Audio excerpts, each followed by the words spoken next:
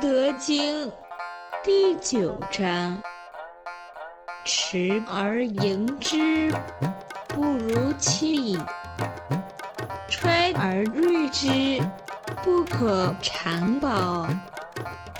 金玉满堂，莫之能守。富贵而骄，自遗其咎。功遂身退，天之道也。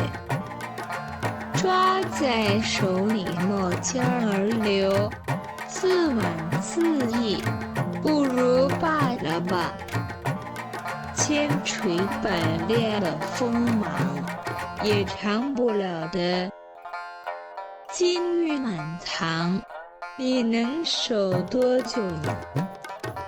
富贵而骄，是自取灾祸啦。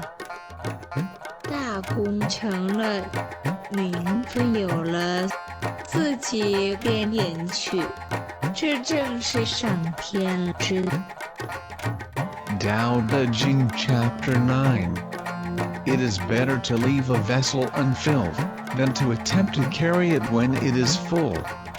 If you keep feeling a point that has been sharpened, the point cannot long preserve its sharpness. When gold and jade fill the hall, their possessor cannot keep them safe.